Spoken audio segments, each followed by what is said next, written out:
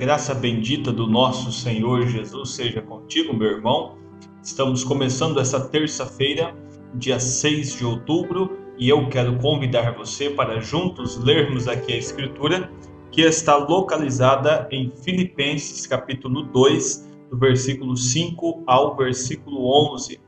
A Bíblia nos diz assim: de sorte que haja em vós o mesmo sentimento que houve também em Cristo Jesus, que sendo em forma de Deus, não teve por usurpação ser igual a Deus, mas esvaziou-se a si mesmo, tomando a forma de servo, fazendo-se semelhante aos homens, e achado na forma de homem, humilhou-se a si mesmo, sendo obediente até a morte e morte de cruz.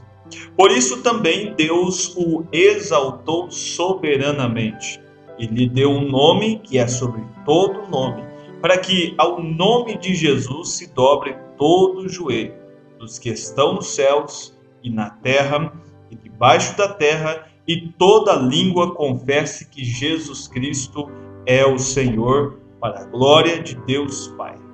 Essa é uma escritura muito boa de Filipenses capítulo 2, aliás. Eu convido você a ler todo o livro de Filipenses, é um livro curto, né? Poucos capítulos, e eu tenho certeza que você será muito abençoado com ele. Para completar o nosso devocional, além dessa escritura bíblica de Filipenses, quero chamar você também para lermos aqui a mensagem Testemunhas. Foi pregado no dia 3 de março de 1954. Nesta mensagem, o irmão Brana diz assim: algumas vezes, quando Deus faz coisas, Ele o faz de uma maneira tão estranha. Estranha na concepção do homem, estranha no entendimento do homem. É algo que ele não pode compreender com clareza. Então, isso é estranho para ele. De maneira excêntrica, fora do padrão normal daquele dia. De uma maneira peculiar para as pessoas do mundo. Parece tolice a mente carnal, parece tolice. Como que Deus faz as coisas tão simples? E isto simplesmente confunde a mente carnal. Por exemplo, o nascimento virginal e muitas coisas que todavia faz com que a mente carnal fique toda confusa. Eles não podem compreender. O raciocínio humano não consegue acompanhar o pensamento, a maneira como Deus trabalha. Então ele diz assim: não sabem o que pensar a respeito disso, mas Deus faz isto exatamente como quando João Batista veio. Ora, as Escrituras dizem a respeito da inauguração de Jesus lá no Rio, naquele dia, que todos os lugares altos seriam aplanados. A Bíblia mencionou isso.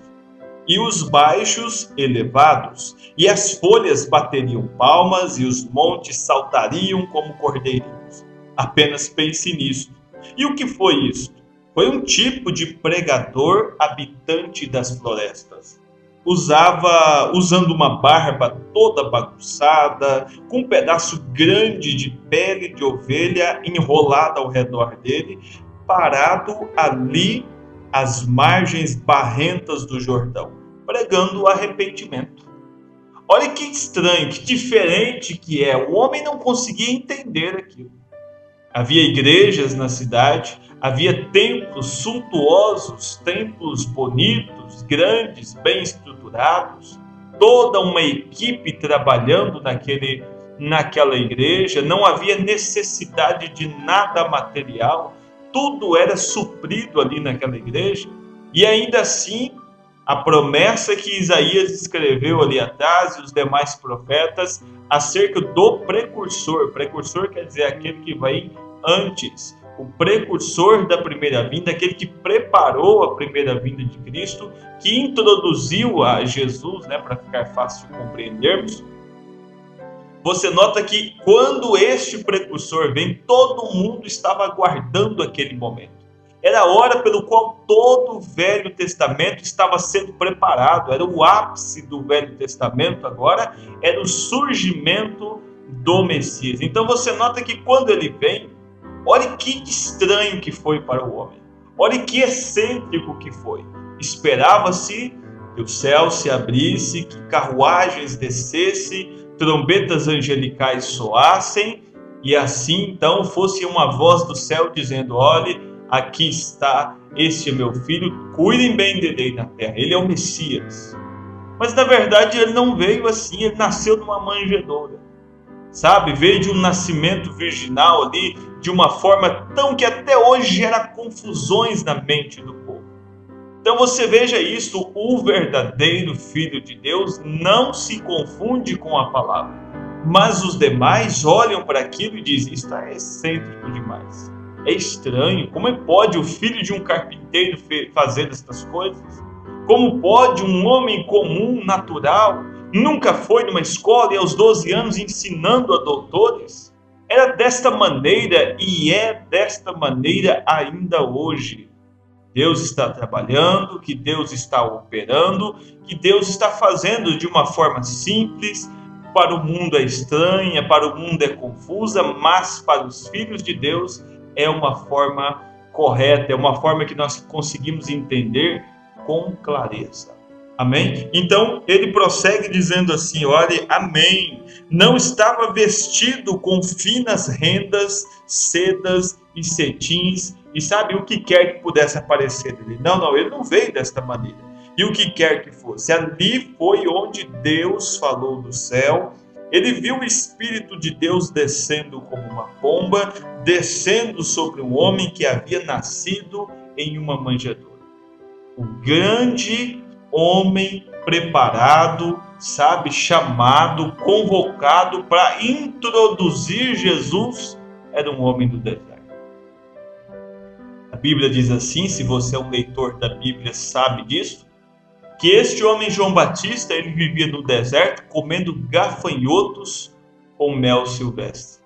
Era um homem de uma aparência rude, com uma mensagem difícil, uma mensagem dura, não era uma mensagem de tapinha nas costas, de fatores motivacionais como temos tanto hoje pelo país afora.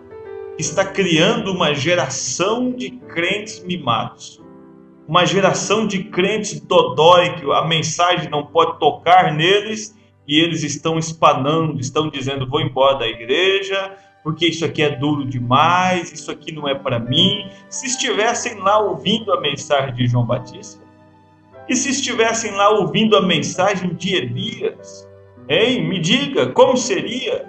E hoje que Deus tem esta mensagem para nós, como é que você está reagindo a ela?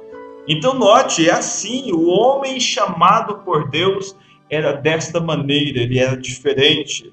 Veja, o que o mundo chama de grande, Deus chama de tolice.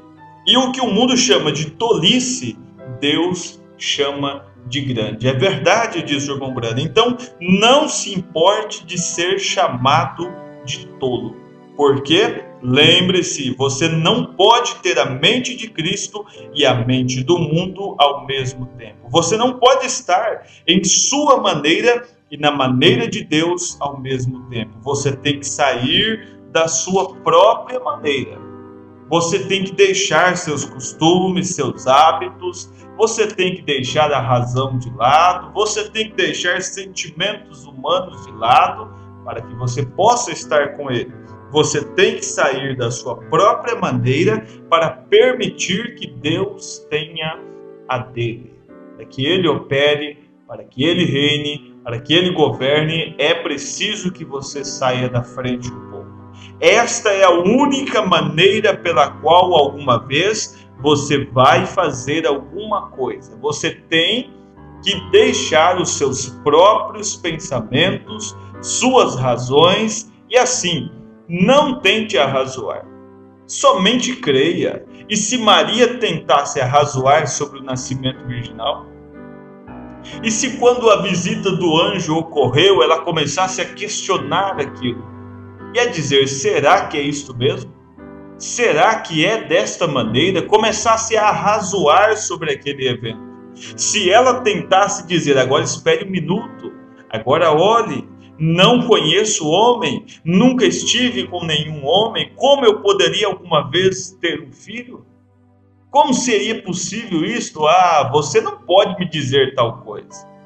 Ela poderia pensar tantas coisas, mas ela não esperou por nada. Amém. Ela apenas tomou a Deus em sua palavra. Por que você não experimenta, meu irmão, meu ouvinte aqui? Experimente fazer isto, sabe? Tomar a Deus em sua palavra. Dizer, está escrito, está, então eu creio. Está anotado aí na Bíblia, está, então eu creio nisso. Posso pegar estas palavras, não foi o pastor Guilherme que disse, não foi o apóstolo Paulo, não foi o apóstolo Pedro, não foi o profeta desta era, não foi ninguém, é a Bíblia. O próprio Deus deu aquilo, então posso segurar naquilo, ficar de trás da palavra.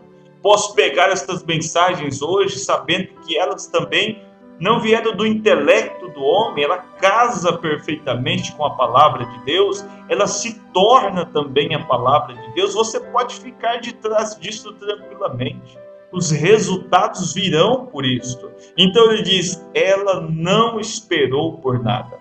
Ela apenas tomou a Deus em sua palavra e começou a agradecer a Deus pelo bebê. Antes ela não sentia vida alguma. Antes ela não sentia nada. Antes que um sinal fosse dado a ela, ela apenas tomou a palavra do anjo. Creu naquilo que foi dado para ela, acreditou naquilo que lhe foi falado. Ela apenas tomou a palavra do anjo e foi regozijando e louvando a Deus e dizendo, olha, eu creio nisso, eu aceito isso, eu quero isso. Faça isso também com a palavra de Deus. Não pense que ela é para o irmão, que ela é para a irmã, é para o seu pai, é para a sua mãe. Não, pegue ela para você. Se é uma mensagem de correção, pegue ela para você. Se é uma mensagem de encorajamento, pegue ela para você. Diga, isto é para mim, foi escrita para mim. Eu preciso disso. Sabe? Ela diz, ela saiu ali regozijando, louvando a Deus, dizendo a todos que iria ter um bebê sem conhecer homem algum. Sem nunca ter estado ali como uma esposa para José. Oh, irmão Brana terminou aqui nosso destaque dizendo, Deus, dê-nos mais Marias. Dê-nos mais homens e mulheres que pensam assim também. Que conseguem ficar de trás da palavra, sabe? Pegar a Bíblia, ler a palavra e dizer, olha, está escrito aqui e eu creio nisso. Talvez seja isso, esteja faltando para que os grandes resultados que você sempre sonhou na sua vida possam chegar. Eles virão após você conseguir esconder-se de trás da palavra. Feche os olhos um instante, amado e eterno Deus, muito obrigado por este tempo, Senhor. Muito obrigado por este amanhecer aqui nesta terça-feira, ó Pai. Eu espero, Senhor, que todos tenhamos, ó Deus, um dia maravilhoso. Que respostas de orações venham para nós, que, ó Deus, livramentos aconteçam nas nossas vidas, libertações cheguem aos lares desses que nos ouvem nesta hora, e que a vida eterna, Senhor, seja para nós hoje o grande objetivo das nossas vidas, vivermos para alcançarmos esta vida eterna, alinharmos nossa vida, nosso coração com a Tua palavra, Senhor, almejando esta vida eterna. Guarda cada um que nos ouve de todo mal, de todo acidente, de todo perigo, em nome de Jesus Cristo pedimos isto a Ti, Senhor. Amém, Jesus. Amém.